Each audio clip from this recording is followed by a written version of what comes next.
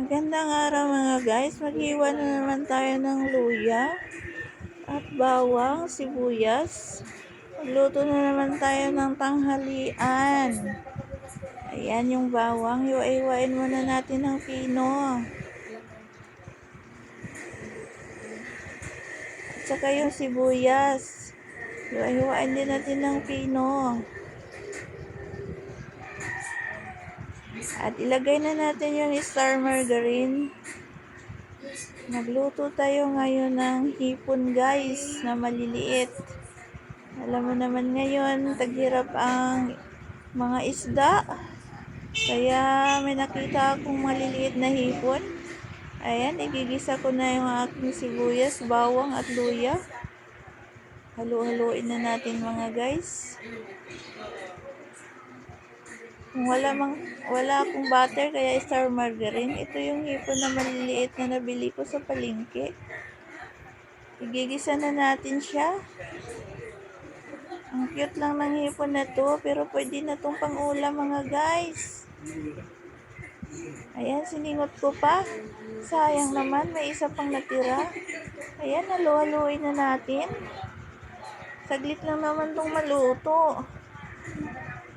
Pag pumula na siya, luto na. O, nilagyan ko na rin ng konting tuyo, pampatimpla ng lasa. Ikaw na lang bahala magtansya kung gaano kaalat o ang tama ng yung panglasa.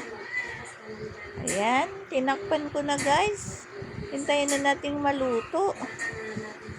Ay, nakalimutan ko pala. Naglagay pala ako ng paminta. Ayan, halu-haluin na natin uli. Sayang naman yun. Kailangan natin may paminta. Ayan guys, maluluto na yan.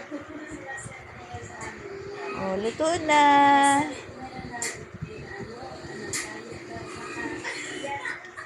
At ito pala guys, gumawa din ako ng ginataang gulay. Meron akong mga talbos. Meron akong mga alugbati at malunggay. Ayan, yung unang gata.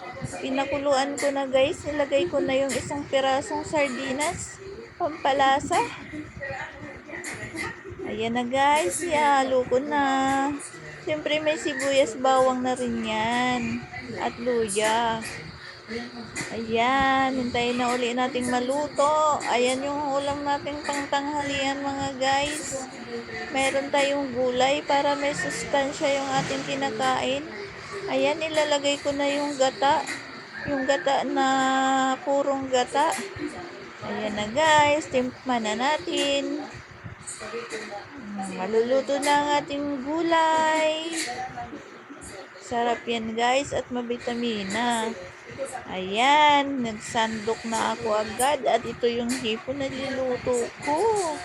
Iyaya ko na si Mister, kakain na kami. Ayan na, kain tayo mga guys. Tinikman ko na, masarap. O diba, kain na tayo mga guys. Kumuha na kayo ng kanin nyo dyan at magsalo na tayo dito sa aking ulam.